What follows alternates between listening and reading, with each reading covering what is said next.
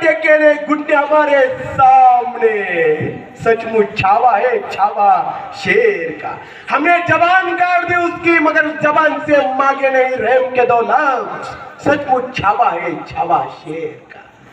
40 दिवस तुमच्या माझ्यासाठी संभाजी महाराज सहन करत राहिले, म्हणून तुमच्या माझ्या महाराष्ट्रामध्ये 18 फेब्रुवारी 2026 ला बलिदान मास चालू झाला।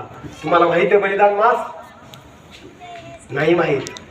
बलिदान मास मध्ये ज्या छत्रपती संभाजी महाराजांनी तुमच्या माझ्यासाठी बलिदान दिले ना, त्या राजाच्या स्मरणार्थ बलिदान मास आपल्या महाराष्ट्रामध्ये पाळला जातो। 40 दिवस, 1-2 दिवस नाही। अहो तुमच्या माझ्या पायामध्ये एखादा काटा घुसला तरी आपण आई बाबा करतो। विचार करा, राजानं तुमच्या माझ्यासाठी 40 दिवस हालापेष्टा सहन केल्या। कसं सहन केलं असं कधी विचार केला नाही ना? हा, कधी विचार केला तुम्ही? नाही हो। म्हणून हा राहुल बांधनकर आज महाराष्ट्रामध्ये फिरतोय, प्रत्येक गावागावामध्ये छत्रपती संभाजी महाराज बलिदानाविषयी जनजागृती करतो। कारण की का, आमच्या गावातले सप्ते जर कोणामुळं आज सुरक्षित आहे, छत्रपती संभाजी महाराजांमुळे। तुकोबारायचा पालखी सोहळा देहूमधून निघला होता, पंढरपूरकडे जाण्यासाठी प्रस्थान झालं होतं। जसा पालखी सोहळा येत होता तसा औरंगजेबाच्या सैन्यानं पालखी सोहळ्यातल्या वारकऱ्यांचे पाय धडा वेगळे मुंडके कापले। त्यावेळेस सगळ्यात पहिले संरक्षण जर कोणी दिलं असेल, धर्मवीर छत्रपती संभाजी महाराजांनी संरक्षण खऱ्या अर्थाने जगद्गुरु तुकोबाराच्या पालखी सोहळ्याला दिलं। आणि आजही ते संरक्षण कोल्हापूरची गादी जे खासदार आहेत ते आज संरक्षण देतात। जगद्गुरु तुकोबाराची पालखी देहूमधून निघली पंढरपूर पर्यंत जाईपर्यंत तिला सगळं संरक्षण आज संभाजीराजे खासदार कोल्हापूरचे देतात। म्हणजे तेव्हापासून आलेली परंपरा आज पाळली जाते। म्हणून संभाजी महाराजांचं बलिदान, त्यांचा संघर्ष आपल्या हिंदू धर्मासाठी होता, त्यांचं स्मरण आपल्या मनामध्ये राहिलं पाहिजे आणि आपण बलिदान मास हा पाळलाच पाहिजे। अहो तुमच्या माझ्या घरामध्ये एखादा माणूस मेला की आपण सुतक पाळतो का नाही? कोणी गोडधोड खात नाही, कोणी कपाळावरती कुंकू गंध लावित नाही, कोणी नवे कपडे घालत नाही। या राजाने तर तुमच्या माझ्यासाठी बलिदान दिलं हो, त्या राजाचं 40 दिवस सुतूक आपण पाळलं पाहिजे का नाही?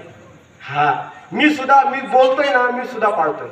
तुम्ही म्हणत असाल मी सुद्धा पाळतोय, तुम्ही चप्पल नाही सोडली, तुम्ही म्हणसान केस नाही कापले, पण अशा काही गोष्टी माझ्या आयुष्यामध्ये मी पाळल्या, भरपूर अशा पाळल्या। त्या 40 दिवसामध्ये मी पाळतोय आणि जनजागृती संभाजी महाराजांची करतोय। कारण की आपला हिंदू धर्म त्या राजांमुळे जिवंत आहे।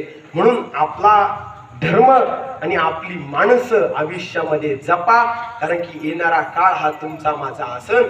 आज आपली गोट्यातली गाय आणि आपली घरातली माय सुरक्षित आहे तर आपण सुरक्षित आहे, लक्षात ठेवा माझ्या दादांनो।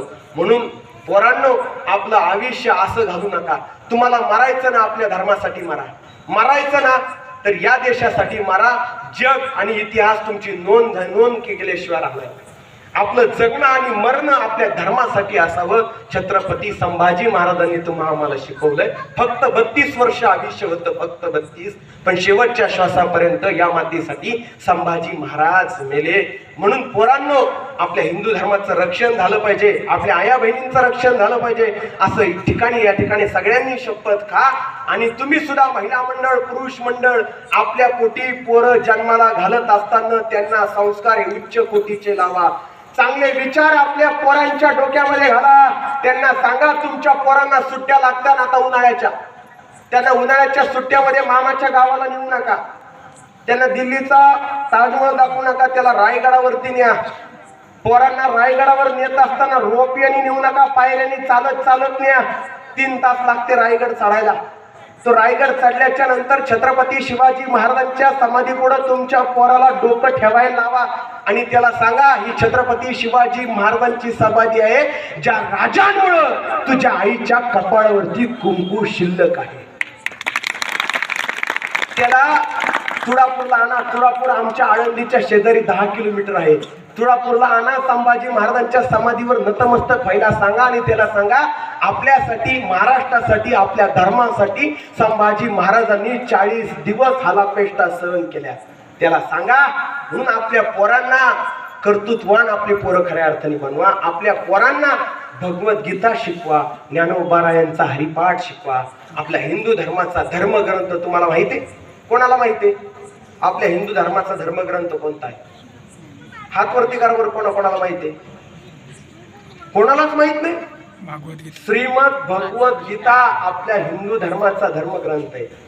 आज भगवद्गीता न्यायालयामध्ये ठेवण्यात येते, पण मी तर म्हणतो आपली भगवद्गीता शाळेमध्ये ठेवा. शाळेमध्ये ठेवली की न्यायालयामध्ये ठेवायची गरज पडणार नाही.